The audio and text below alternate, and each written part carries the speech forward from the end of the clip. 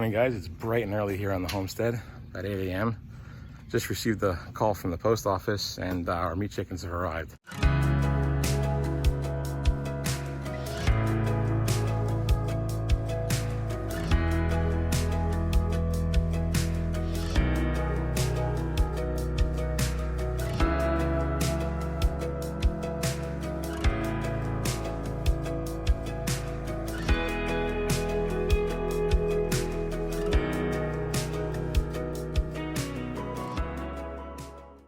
$35 little chicken nuggets waiting for us, so me and the wife are gonna head on down there. But guys, it's gonna be nice having meat chickens on the farm for the first time.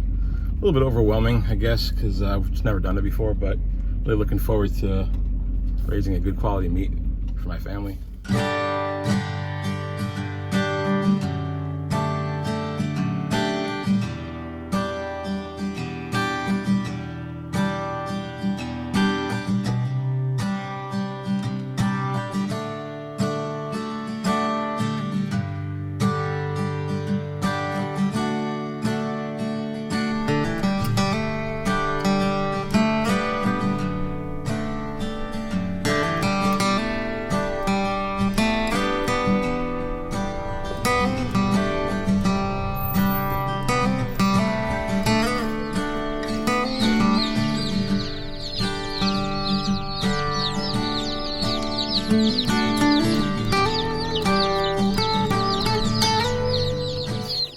So I gotta get my daughter up. What we're gonna do is take the ducks, put them in there, clean this out, get it ready for chicks, and just do a swap. We'll get the ducks in there and get this ready for chicks. Okay, so for the time being, we gotta move the quackers into this tub. They're growing really rapidly too, so, but just, 3 will be fine in a 50-gallon tub. We're gonna put the meat birds in here because the only reason I'm changing is because I have a heat lamp, as that heat plate's not going to work for 35 birds for very long. So this is a lot more rigid, and I feel a lot safer clamping the heat lamp onto something more sturdy like this as opposed to that Rubbermaid tote over there.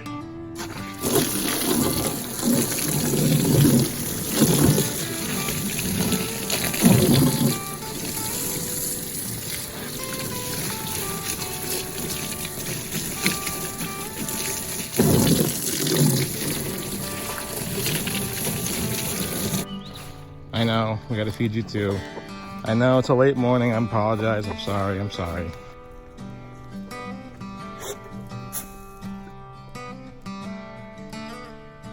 I haven't even been thinking about it, but we're down to our last bale of hay, so I'm gonna have to get some more hay going here for the goats. We'll use these bigger ones when they get a little bit bigger.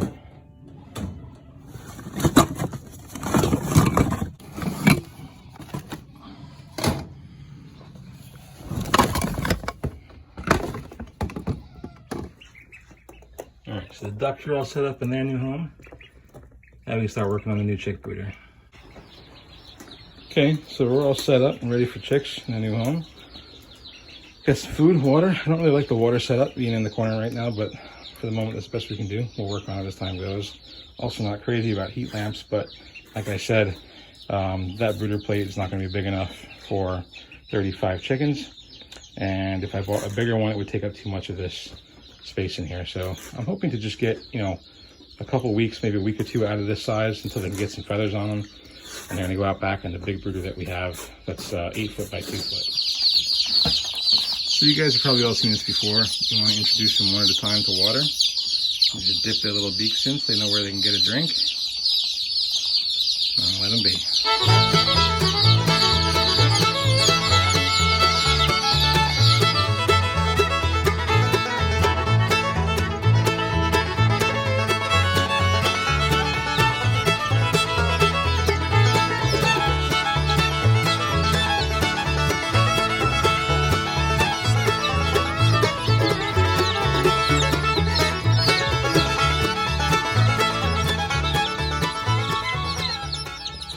So guys, these are Freedom Rangers. They are called something different. They're called Freedom Ranger Color Yield.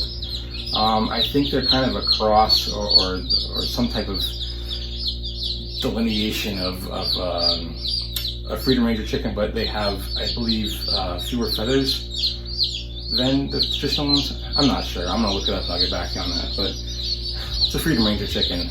We like the idea of these chickens after doing so much research because there's a lot of, if you watch any Homestead channel, you'll see a ton of, what's better, Cornish Cross or Freedom Rangers or Red Rangers, whatever, same type of chicken. They're all great. They make wonderful meat birds for your homestead. We chose these because the Cornish Cross are just, I don't know, it's just kind of a mental thing. Something about them, they're a little bit gross, in my opinion. I know. They really pack on a ton of weight fast, which is a good thing. And you're able to harvest them a lot quicker, which is also a good thing, which is, I think, the main reason why a lot of people choose them. There's probably just a little bit less cash outlay and invested in raising them, because if you could harvest them, 2, 3, 4 weeks sooner than you could these, you're saving a ton of feed. And by the time they're that old, they're really eating a lot of food. So the savings could add up there. I get that. That all makes a lot of sense.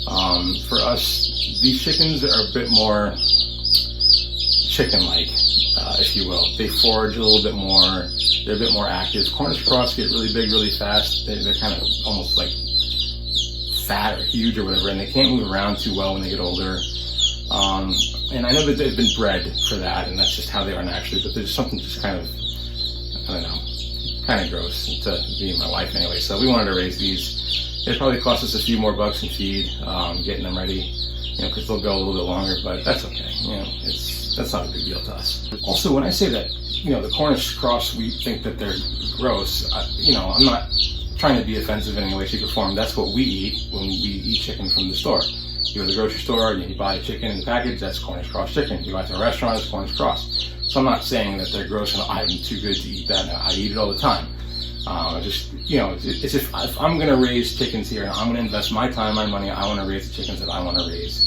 And that may change. I may find that, hey, this is just too much raising them for all this time, and we're going 3, 4 weeks, 2 weeks, whatever it is longer than the Cornish Cross, then maybe I will switch to doing the Cornish Cross in that time. So we'll see. It's just, this is our first time, so we got to feel all this out and see what makes sense for us. But I know just doing our initial research, we wanted to go with the Freedom Rangers. So anyway, here they are. We only lost one. They sent 35. We ordered 30, I believe. And they said, well, we'll send you 35 just because we're nice people and, in case you lose any or whatever. So we only lost one, so there's 34 chickens here. Like I said, I'm hoping I can get them maybe a week or two. I just want to get them feathered out. If I can get them feathered out, then they can go in that big brooder that we have outside. Lo and behold, it's been in the 70s here for a while, and now all of a sudden, the day the chicks come, it's like 57 outside and raining and gross. But it's a little too cool to put them out yet because the nights get cool and the mornings are cool here. But as soon as they get feathers, I'm not sure how long it takes. If any of you guys know how long it takes for these little birds to get feathered out, I know they grow a lot faster than like egg-laying birds. But let me know in the comments how long it takes them to get feathered out, and then at that point, hopefully they still fit in here. And by that time, we'll get them out to that big 8x2 brooder. And that will serve as kind of a medium, just enough to give me enough time to build them a chicken tractor. Any of you guys know that's been following along, I'm kind of busy with this massive garden project that I decided to take on a couple weeks ago. So I'm going to try to wrap that up soon, but I might have to, slap together a chicken tractor in the middle of it before it's done. We'll see. Anyway, this is our meat birds. Well, guys, just as I figured, the time sprung up so quick and it's upon us. Getting into spring here. Chickens arrived. I do not have a chicken tractor built. I didn't even have our brooders ready yet. So, I don't know why this happens every year. It's like, that, the busy time of your life is coming up. You got stuff to do and you're like, well, spring's coming. I gotta get ready. And somehow it just creeps up on you and smacks you right in the face and says, here I am. And you're never quite ready for it. Super happy that it's this time of year nonetheless, but still unprepared. Anyway, meat chickens are here. Super excited about that. I mean, that's just going to be something that we've never done. It's a game changer for our family, having a good, clean, wholesome, properly raised and ethically raised meat. And a couple times that we went to the store to buy chicken that was raised in this manner, you could pay, back in New York, we paid upwards of $20 for a chicken, if you can believe that. If you go out east to the farms out there, yeah, like $20 for a chicken, it's crazy. But you know, they're not trying to rob you. It's just the cost of doing business up there and farming and to raise a chicken right and then resell it. There's not really a ton of money in that, which is why this is something that I think people should get into more. You know, we're not doing this to sell chickens and make money. We're doing this to raise the best possible food for our family that's healthy. And I never said it would be cheap. By the time you get done with chicken tractors and, you know, feeders and waters and lights and heat plates and buying the chicks and all the, you know, incredible amounts of feed they go through, you know, I doubt you're really saving anything. You might even be spending more when it comes down to it, but at least you know what you're eating. What you put into these birds is what you want to get out of them. And I think that just says a lot. Anyway, guys, I'm going to cut this video here. I know it's a short one, but there's about 1 million homesteaders putting out, hey, I got my meat chickens videos right now, so I don't want to bore you guys to death. Just keeping you guys up to date what's going on the farm. Anyway, we've got a lot of stuff going on here. The garden build is in full swing. We've got a video coming out for that soon. And then we're heading down to our buddies Todd and Shantae at Crooked Toe Farm. They're having a really cool event over there that I'm going to take you guys along with. So anyway, guys, thanks for watching. Please like, comment, and subscribe if you get a second. And thank you so much for being here. Catch you on the next one. See ya.